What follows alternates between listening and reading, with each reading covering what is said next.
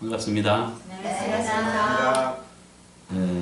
본문 말씀은 5절부터 10절까지입니다. 같이 한번 합독하겠습니다. 또 짐승이 과장되고 신성 모독을 말하는 입을 받고 또 42달 동안 일할 권세를 받으니라. 짐승이 입을 벌려 하나님을 향하여 비방하되 그의 이름과 그의 장막 곧 하늘에 사는 자들을 비방하더라. 또 권세를 받아 성도들과 싸워 이기게 되고 각 족속과 백성과 방언과 나라를 다스리는 권세를 받으니 죽임을 당한 어린 양의 신명책에 창세 이후로 이름이 기록되지 못하고 이 땅에 사는 자들은 다 짐승에게 경배하리라. 누구든지 기가 열거든 들을지어다. 사로잡힐 자는 사로잡혀갈 것이요 칼에 죽을 자는 마땅히 칼에 죽을 것이니 성도의 능력과 믿음이 여기 있느니라. 아멘. 현재 원어 비교부터 해보겠습니다. 여기 받고는 과거 시제입니다. 그래서 받았고로 개정했고요. 받으니라 여기도 과거 시제입니다. 그래서 받았더라 이렇게 했고요. 그 다음에 6절 비방하더라 여기도 이제 과거 시제입니다. 그래서 비방하였다 이렇게 했고요. 여기까지는 먼저 한번 찾아볼까요?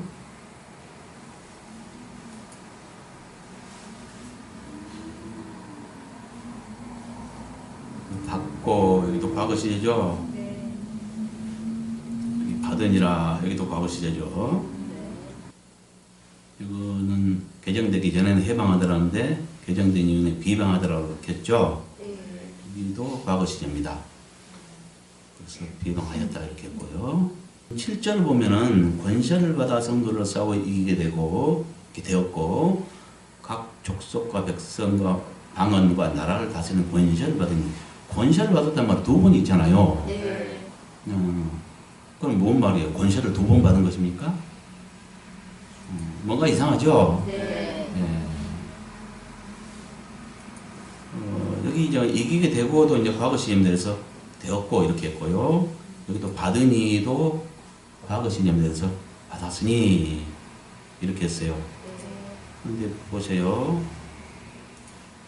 7절 보시면 권세를 받아 여기는 이제 앞뒤 다 똑같은 말입니다. 똑같은 원어가 쓰여 있는데 만들다, 관리하다, 뭐 주다, 허락하다, 임하다 이런 뜻이에요. 또 권세를 두 번 받은 것처럼 되어 있지만 이걸 뭘 말하냐면 우리가 자세히 살펴보면요. 또 허락을 받아 성도들과 싸워 이기게 되었고 이 말은 뒤에 있는 각 족속과 백성과 방언과 나라를 다스리는 권세를 받게 된 과정.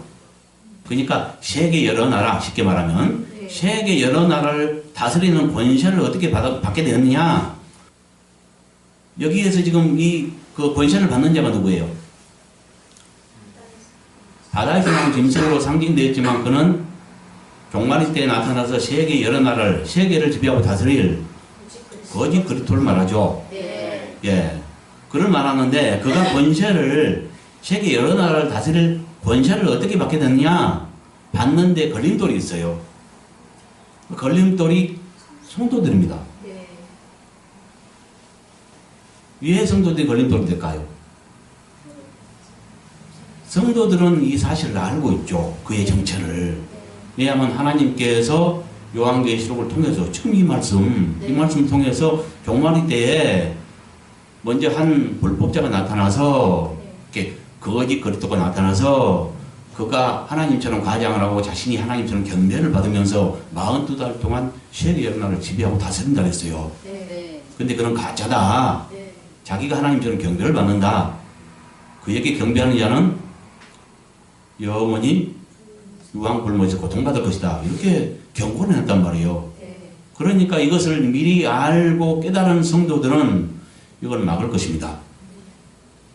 그렇지 않겠어요? 그래서 대거 뭐 시위가 일어나고 뭐 데모가 일어나고 하지 않겠어요? 예, 이런 일이니까 그 성도들이 대규모 데모를 하고 이런 일이 분명히 있을 거예요.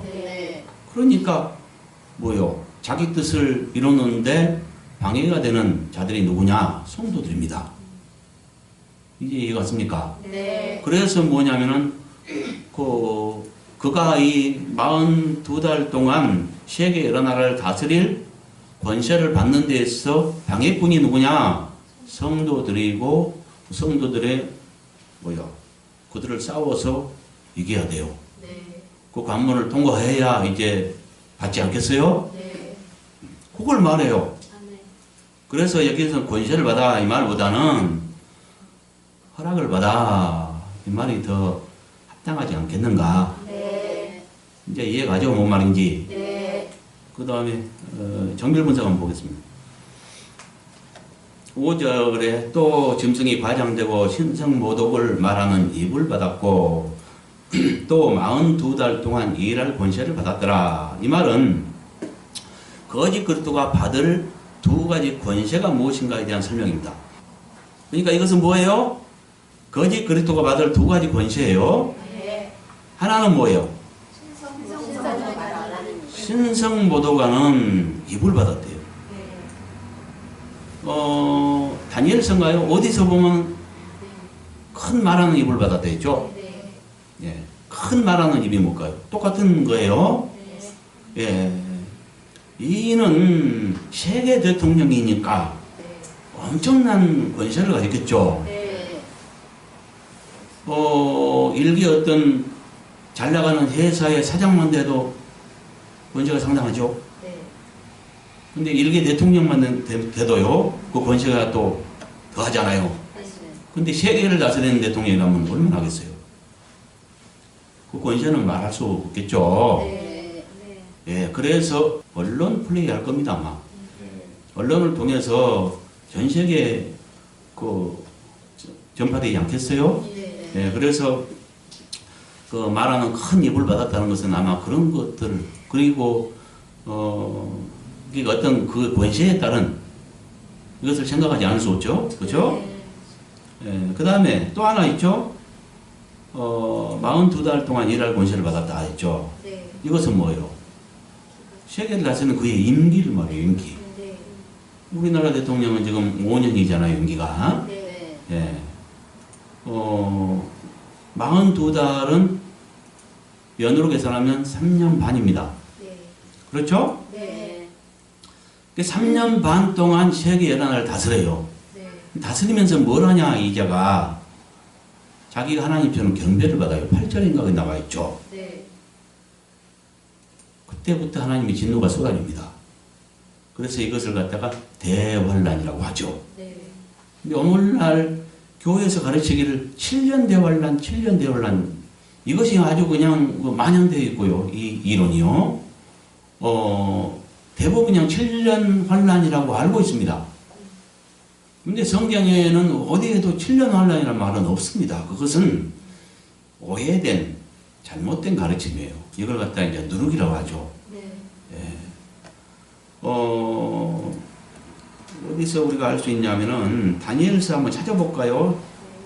다니엘서 9장 27절 보면은, 그가 장차 많은 사람들과 더불어 한 일해 동안에 언약을 굳게 맺고, 그가 그 일해의 절반에 제사와 예물을 금지할 것이며, 또 포가여 다정한 것이 날개를 의지하여 설 것이며, 또 이미 정한 종말까지 진노가 황폐하게 하는 자에게 쏟아지리라 하였느니라.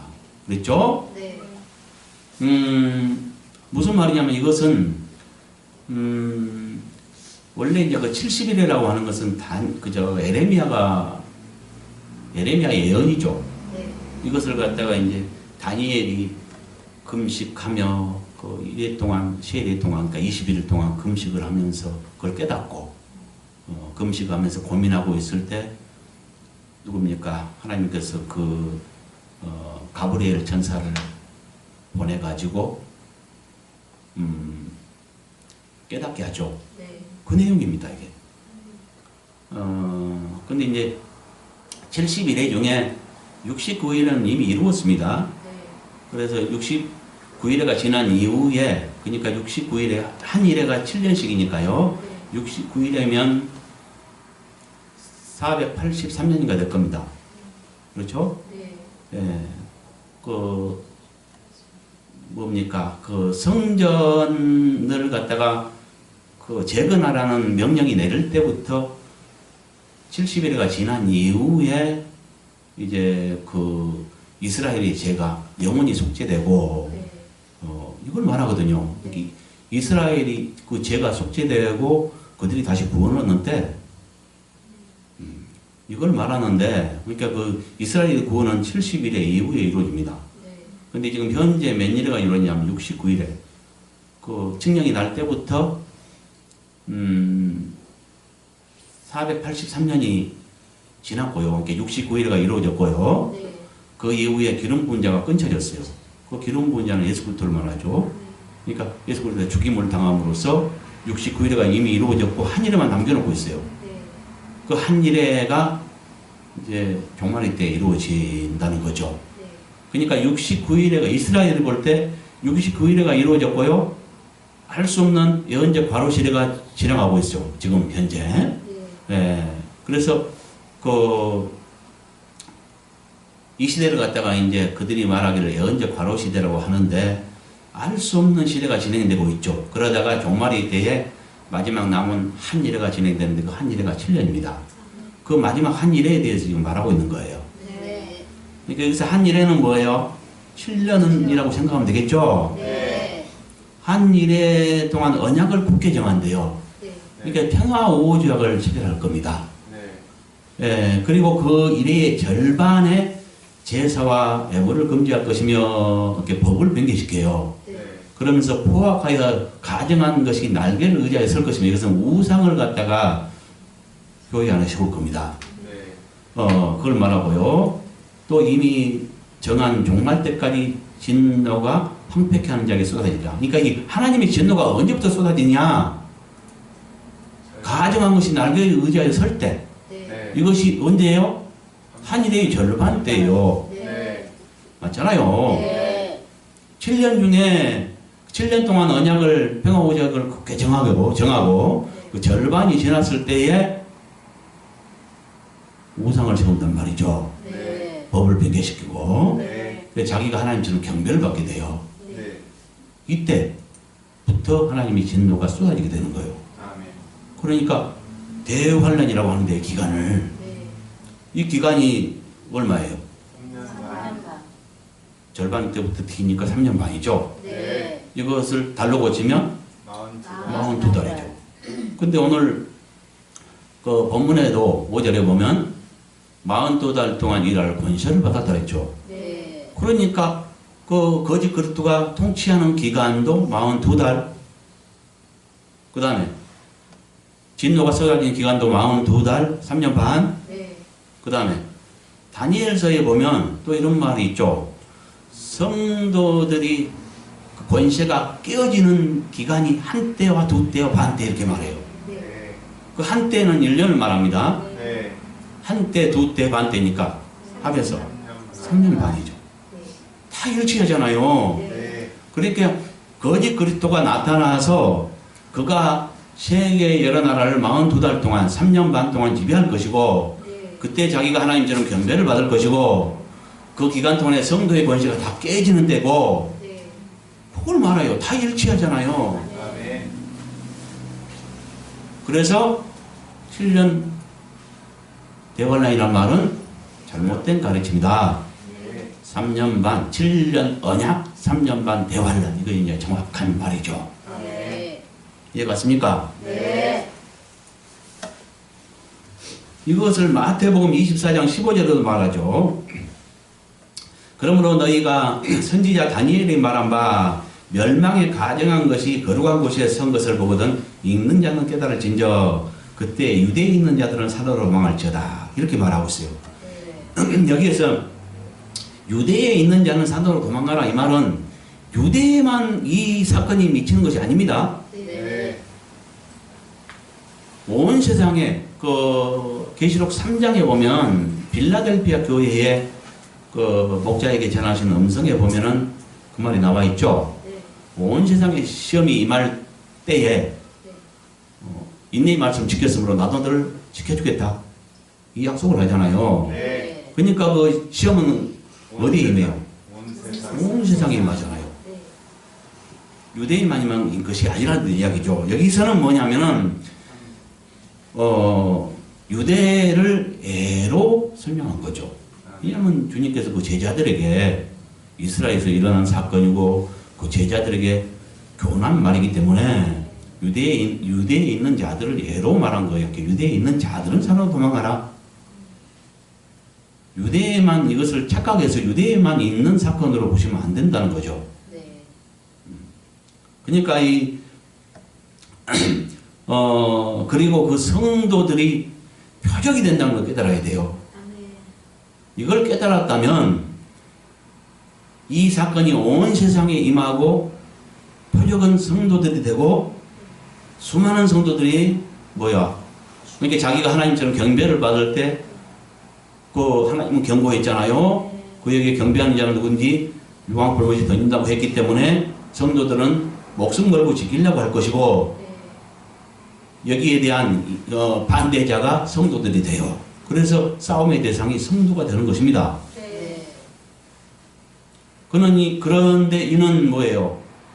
자기가 하나님처럼 경배를 받으면서 그 거짓 선지자가 나타나서 이를 도우면서 이에 우상을 만들어 가지고 거룩한 곳에 세워요. 그 거룩한 곳이 어디겠어요? 모든 성도가 표적이 된다면 깨달아야 돼요. 아멘. 그렇다면 어디겠어요? 네. 그렇죠. 그렇게 봐야 돼요. 네. 모든 성도가 표적이 된다니까요. 네. 그래서 하나님을 경배하는데 그 법을 변개시키고 자기가 하나님처럼 그 자리에 앉아서 경배를 받으려고 하는 자예요. 그러니까 여기에 대항해서 성도들은 싸우게 되고 또 반대자들은 수많은 사람들이 죽임을 당하기도 하고 포로로 끌려가기도 하고 이런 시대예요. 뭘 말하는지 알겠어요? 네. 이걸 이해해야 이제 그 다음 6절은 굉장히 어려운 말씀이에요. 지금 5절은 이해했죠? 네. 그러니까 5절은 뭐냐면은 두 가지 권세를 말하더라. 하나는 신성 모독하는 입을 받았고 또 하나는 42달 일할 권세를 받았더라. 그래서 5절은 그가 받을 두 가지 권세에 대해서 소개한 것이에요. 네. 그러면 6절부터는 뭐냐? 그 두 가지 권세를 가지고 할 일을 설명하고 있는 것입니다. 자, 보세요. 짐승이 입을 벌려 하나님을 향하여 비방하되 그의 이름과 그의 장막 곧 하늘에 사는 자들을 비방하였다. 이것은 뭐예요? 위에서 말한 두 가지 권세 중에 신성 모독하는 입을 받았잖아요. 그 입을 가지고 하는 일을 말합니다. 이해하겠죠? 네. 예. 입을 벌려 하나님을, 누구를 비방해요? 하나님. 하나님을 향하여 비방하되 그의 이름과, 그분의 이름과 이래야 되겠네요. 네. 예, 여기는 고쳐야 되겠네요. 그분의 이름 이렇게 할게요.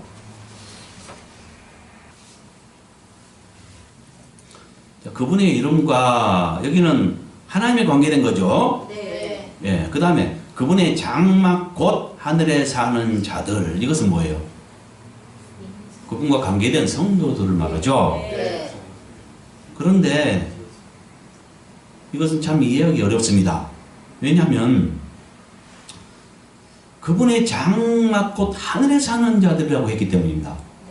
이 하늘이 장소에 이동을 해가지고 육신이 죽은 이후에 아직 부활한 때는 아니니까요. 네. 그러면 이 땅에 살다가 육신이 죽어서 하늘로 이동한 그 영들을 말할까요? 아니요. 그렇게 이해할 수밖에 없잖아요. 이 말대로 하면 그분의 장막 곧 하늘에 사는 자들을 비방하더라. 그러니까 하늘로 장소 이동한 자들, 아직 부활은 안 했으니까 그 영들을 향해서 비방했겠냐 이거죠. 아니요. 이 말은 납득하기 어렵잖아요. 네. 지금 물론 그 성도들이 믿는 그 분이 성도들이 추앙하는 자가 누구예요? 하나님이잖아요. 네. 그러니까 그 자기가 그 자리를 차지하려니까 뭐냐 하나님을 비방하는 것은 이해갑니다 우리가. 그런데 성도들에 관해서는 이 땅에 있는 성도를 괴롭히고 못 살게 구는 것은 이해가 가죠. 왜냐하면 실질적으로 그가 성취하고자 하는 이 일을 방해하기 때문에. 네. 근데 이미 죽어서 하늘나라 간 성도들을 향해서 비방할 이유가 뭐가 있겠어요? 그렇잖아요? 네. 그래서 여기는 이해가 필요합니다. 네. 뭘 말하냐면 먼저 결론부터 내리면 하늘로 장소 이동한 영들을 말하는 것이 아니라 하나님 안에 사는, 곧 다시 말해서 영 안에 사는 자들. 신약 시대에 하나님의 성전은요 두 방면으로 우리가 봐야 됩니다. 하나는 뭐예요? 하늘 처소에 하나님 계시죠. 네. 또 하나는 영으로 우리 안에 임재하셨고 오셨어요. 요한복음 14장 21절 23절 마르고도 않도록 써먹는 이 내용 뭐라 했습니까? 나를 사랑하는 자는 내 계명을 지킨다. 지키는 자에게 내가 와서 성전 삼고 살겠다. 이걸 말했잖아요. 네. 그러니까 성도가 두 종류가 있어요. 똑같이 교회 다니지만 성전된 자가 있고 아닌 자가 있습니다. 아멘. 주님은 모든 자 속에 들어와 사시는 것이 아니라 말씀을 지키는 사랑하는 제자 속에 와서 사시는 거예요. 그 자가 성전됐고요. 알겠어요? 네. 그 자들을 말합니다. 그러니까 하나님의 성령으로 하늘과 땅이 연결되었어요. 마치 야곱의 사닥다리처럼, 예? 그 야곱이 그 꿈에 보고 그걸 그 베델에서 꿈에 그 하늘과 땅이 연결된 사닥다리 그걸 보고 그걸 갖다가 베델이라고 했죠. 네. 그 베델이라는 게 뭔 말이에요? 하나님의 집. 하나님의 집을 말해요. 하나님의 집은 성전을 말하죠. 아멘. 성전은 거룩한 처소를 말하죠. 네. 하나님의 안식할 공간을 말하죠. 네. 그 하나님께서는 하늘 보좌에 계시지만 또 한 방면으로 우리 안에 오셔서 우리를 성전 삼고 우리 안에 보좌를 펼치신 분이에요. 아멘. 예? 네. 네. 그러니까 하나님의 처소가 지금 시작시는 두 방면이에요. 하늘에도 있고 우리 안에도 있다니까. 그래서 하늘과 땅이 연결된 사닥다리가 됐어요. 아멘. 성령은 그 사닥다리와 같아요. 네. 이건 적은 문제가 아닙니다. 아멘. 그래서 우리를 집 삼고 우리 안에 사시는 그 하나님 안에 이제 성령 어떤 분은 또 그렇게 말해요. 이걸 깨닫지 못해서 지금이 성령 시대인데 아버지라고 또 말하고 주님이라고 말하냐 성령이라고 말하지. 그런데 요한복음 아까 말했죠. 14장 21절 23절을 보면은 우리란 말을 씁니다. 네. 성령으로 아버지와 아들이 함께 오셨어요. 아멘. 그러니까 뭘 말하는지 알겠어요? 네. 그래서 두 방면으로 봐야 되고요. 하나님께서는 하늘에 하나님 보좌가 있지만 우리 안에 성령으로 오셔서 그때 아들과 아버지가 함께 오셨다 그랬습니다. 분명히. 네. 예, 그래서 우리 안에 보좌를 펼치고 우리 안에 사시는데 그 안에 우리가 돌이킬 때 즉시로 하늘에 들어가게 되죠. 그러니까 신약시대에 하늘에 사는 방법 그건 어떻게 해야 돼요? 영 안에. 그렇죠. 하나님 앞에 깊이 생각하면서 깊이 감동할 때 영 안에 들어가지는 거예요. 우리 영 안에 들어갈 때 우리 영 속이 또 되지만 우리 영 안에 주님이 오셨기 때문에 주님 안에 들어가게 되는 거예요. 그래서 주님 안에 살게 되는 거예요. 알겠어요? 네. 그러니까 우리 안에 하늘이 있다니까요. 네. 그래서 주님께서 말씀하시죠. 하늘나라가 나중에 나타날 줄 아는 자에게는 여기 있다 저기 있다 못하겠니? 뭐요? 너희 속에 있느니라. 네. 하나님의 나라가 우리 속에 있대요. 네. 이렇게 말씀하시고요. 네. 당장에 나타날 줄 아는 자에게는 문화비를 통해서 나중에 온다. 네. 이렇게 말하잖아요. 네. 그러니까 뭐요? 하나님 나라의 임재도 두 방면으로 말하죠. 한면으로는 나중에 주님 오셔요. 그때 이 세상을 청산하고 상벌을 주실 것이고 또 다른 세계가 펼쳐질 겁니다. 근데 지금 현재도 한 방면으로 영으로 이미 오셨죠. 네. 하나님의 나라가 우리 속에 이미 있다니까요. 네. 그러니까 하늘에서 한 자가 뭔지를 깨달아야 돼요. 네. 여기서 하늘에서 한 자는 이 거짓 그리스도에게 방해가 되는, 그가 하고자 하는 모든 일들, 그러니까 경배받으려고 하는데 잡아 죽이기도 하고 옥에 끌어다가 넣기도 하고 사람이 죽어나갔는데도 굴복하지 않고 말을 안 들어. 네. 얼마나 믿겠어요, 그 입장에서. 그러니까 하나님과 누구를 향해서? 하늘에서 하는 자, 여기는 성도를 말합니다. 신실한 성도들. 네. 이해 갔습니까? 네. 그러니까 여기서 이걸 갖다 놓치면 안 돼요. 하늘에 이미 올라가 버린 자들에게 비방하더라. 그러면 성도는 평안하냐? 그럼 얼마나 엉뚱해요. 네. 근데 실제적으로 어떻게 나타나겠어요? 깨달아 보면 나중에.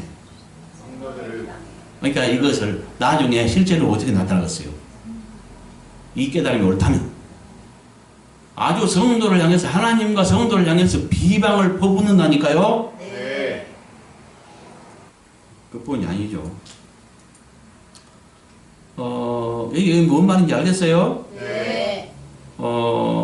그래서 짐승이 일곱 벌려 하나님을 향하여 비방하되 그분의 이름과 그분의 장막고 하늘에 사는 자들을 비방하였다. 이것은 거짓 그리스도 가진 두 가지 권세 중 신성 모독할 입을 가지고 할 일에 대한 설명인데, 신실한 성도들 곧 영 안에 거하는 자, 우리의 영 안에 오신 주님 안에 거하는 자들, 이들을 비방한다는 것, 이 땅에 사는 성도를 비방한다는 것, 이 땅에 사는 신실한 자들,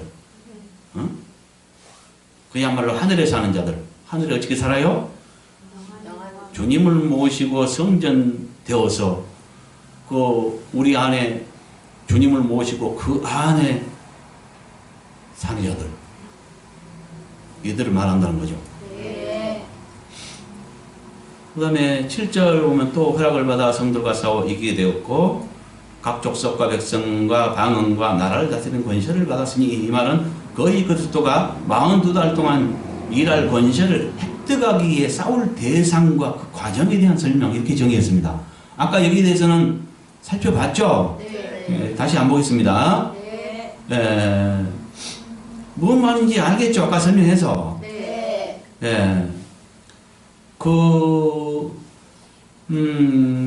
그러니까 거짓 그리스도가 세계 여러 나라를 다스리는 권세를 받았는데 어떻게 받느냐? 허락을 받아서 성도들과 싸워 이기게 되고, 이기게 된 결과로서 물론 여기 42달 이달 권세를 받는 것은 성도들에게 받는 건 아니죠. 네. 뭡니까? 종말의 때 이루어질 정치판도 그 세계 여러 나라가 통합되어서 단일 민족을 구성한 나라 있잖아요. 네. 그 단체 내에서 이제 한 대표가 뽑히게 되겠죠. 네. 그자가 합법적인 권세를 갖게 되겠지만 여기에 성도들의 강한 반대에 부딪히게 되는데 이 벽을 뛰어넘어야 돼요. 근데 이제 허락을 받아서 합법적으로 허락을 받아서 성도들과 싸워 이기게 되고, 그럼으로써 뭡니까? 세계 여러 나라를 다스릴 권세를 갖게 된다는 거죠. 네. 그러니까 이것을 갖다가 이제 이렇게 정의했습니다. 42달 일할 권세를 획득하기 위해 싸울 대상은 성도죠. 네. 그 과정을 설명하고 있는 것이다. 이해 갔습니까? 네. 장세 이후로 죽임을 당한 어린 양의 생명책에 이름이 기록되지 못하고 이 땅에 사는 자들은 다 짐승에게 경배하리라.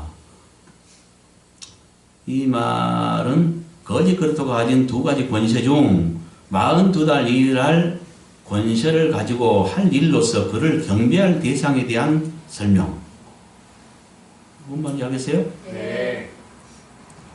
지금 아까는 두 가지 권세 중에 네. 신성보도갈 입을 가지고 할 일에 대한 설명을 했죠. 8절은 뭐예요? 두 가지 권세 중 42달 일할 권세를 가지고 할 일. 이해갔죠? 네. 예. 그걸 말한다는 거죠. 네. 뭔 일을 해요? 어린 양의 생명책에 이름이 기록되지 못하고 땅에 사는 모든 자가 그 짐승에 경배한대요. 네. 이렇게 경배를 받는 거죠. 자기 하나님처럼 가정을 해서. 네. 예. 일을 하게 될 것입니다. 네. 여기에 대한 원어는 살펴볼까요? 말까요? 이게 참 머리 아픈 부분입니다. 창세 이후로 죽임을 당한 어린 양의 생명책에 농맹되지 못하고 땅에 사는 자들. 여기서 창세 이후로는 기록을 꾸며준 것처럼 돼 있지만 사실은 뭘 꾸며주는 말이에요? 죽임을 당한 어린 양을 수식하는 말이 돼요. 그렇잖아요. 네. 창세 이후로는 죽임을 당한 어린 양을 수식한 말이지 책을 수식한 말이 아니라는 거죠. 네. 네. 그렇게 되어 있는데 지금 현재로 번역은 어떻게 되어 있어요? 책을 수식한 말로 바꿔놨잖아요. 네. 그러니까 이 부분을 그러면 왜 이렇게 했냐? 성경 그대로 지금 이 창세 이후로가 죽임을 당한 어린 양을 수식하는 말로 하게 되면 창세 이후로 죽임을 당한 어린 양의 생명책에 이 말이 돼요. 네. 창세 이후로 죽임을 당한 어린 양의 생명책에 기록되지 못하고 땅에 사는 자들은 다 짐승이 경배하더라. 네.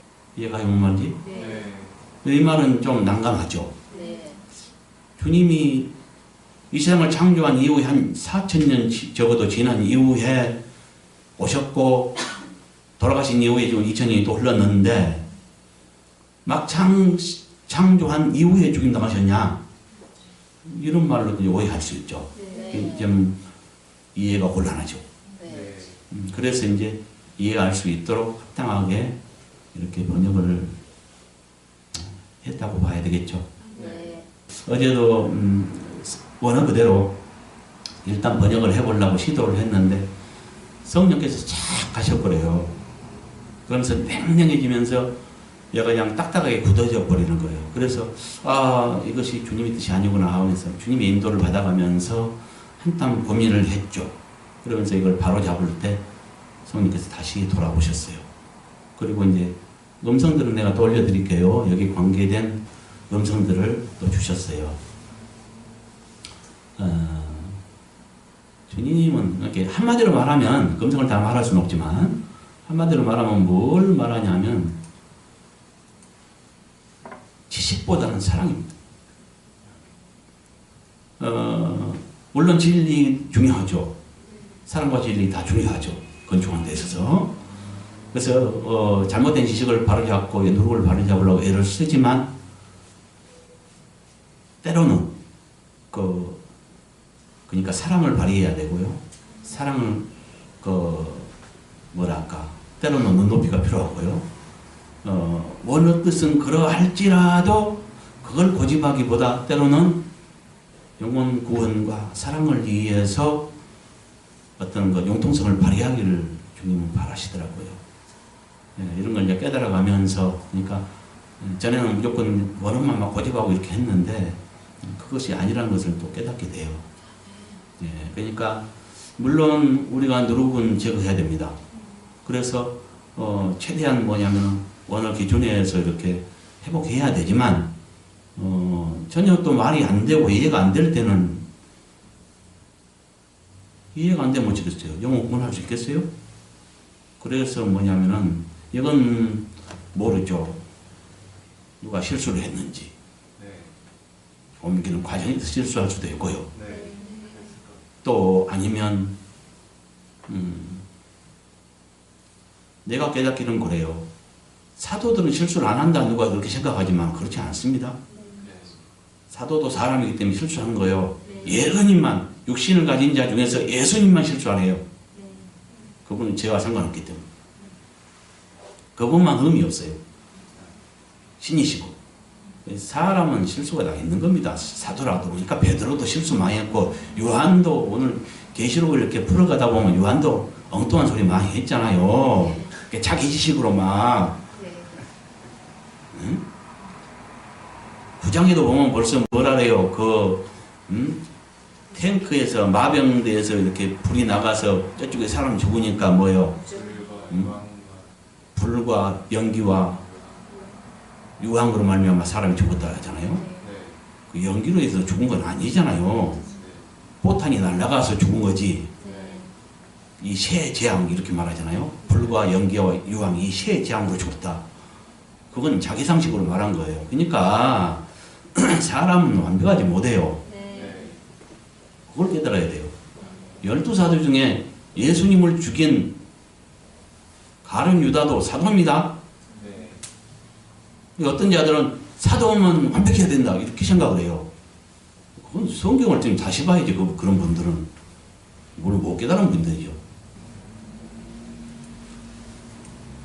베드로는 그 공생의 기간 동안에 실수를 많이 한 사람이에요. 사도라고 실수 안 한 게 아니에요. 네.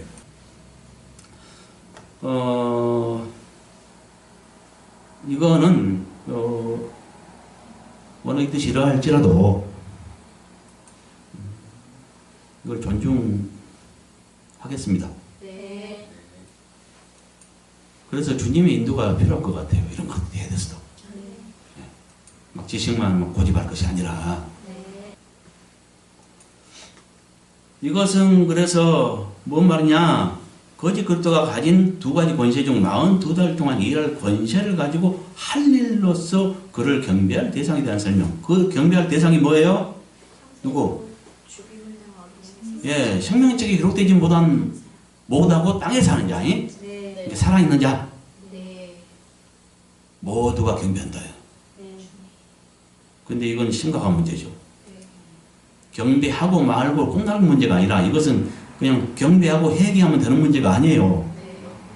이거는 경배하는 자는 누구든지 유황 불못에 영원히 고통받는다고 경고했기 때문에 이 시대는 이걸로 나눠버립니다. 기도를 많이 했느냐, 뭐 교회에서 얼마나 헌신했느냐, 아니면 교회에 눌러 살아도 그것 가지고 구원을 얻는 것이 아니라 하나님이 정한 두 가지 저주의 법이 있어요. 그 시대는 그 법을, 두 가지 법을 반드시 지켜야 돼요. 표 받지 말 것, 매매 수단에는 표 받지 말 것, 그 다음에 하나님 외에 다른 것에 경배하지 말 것. 이 두 가지를 지켜야 구원이 있다는 거죠. 누구든지 기가 있거든 들을지어다. 이것은 뭐예요? 들을 게 중요성에 대해 말하죠.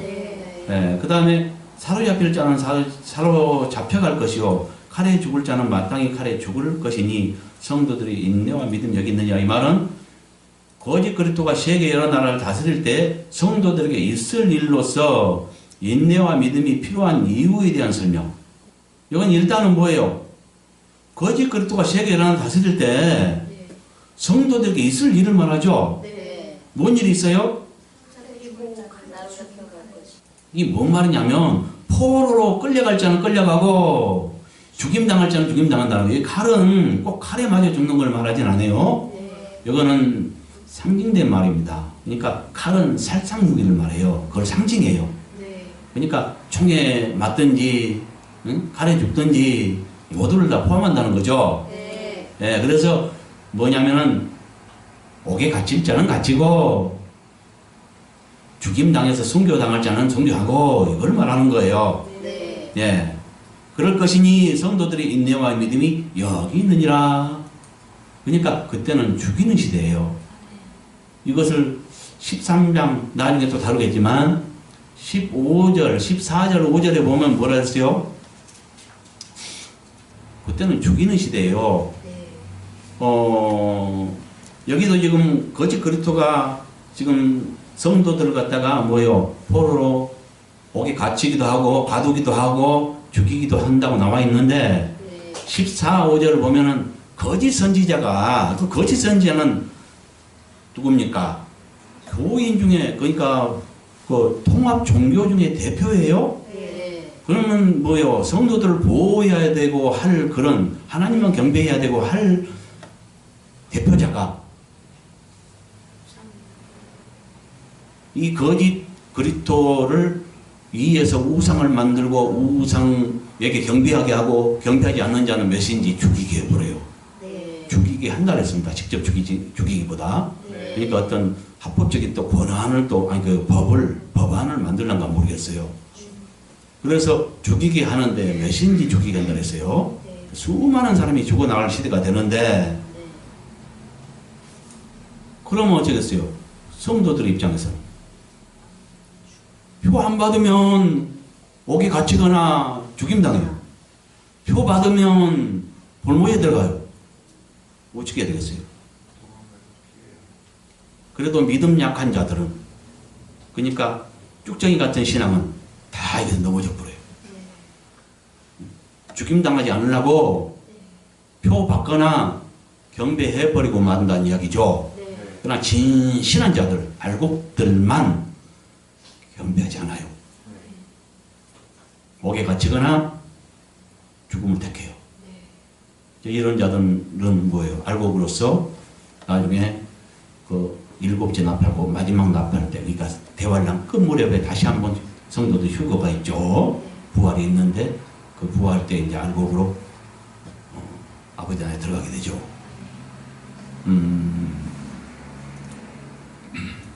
그러니까 그야말로 성도들이 인내와 믿음이 요구되는 때예요. 이것을 잘못 가르쳐서 오늘날 믿는 이들이 대환란 전에 다 부활되니까 걱정 말라는 식으로 가르친다면 그건 잘못된 가르침이고 누룩입니다. 두 번의 부활을 말하죠, 성경에. 네. 대환란을 중심으로 그 전에 한 번 있고 후에 한 번 있어요. 물론 알곡주수를 말합니다. 알곡주수. 그러니까 뭐예요? 죽정이들이 있고 알곡들이 있는데 죽정이는 적게 두고 알곡들 주수만 말하되 두 번으로 그 성경을 말하고 있다는 이야기죠. 네. 대환란 중심으로 대환란 전에 한 번 있는데 그것이 그걸 뭐라 그래요?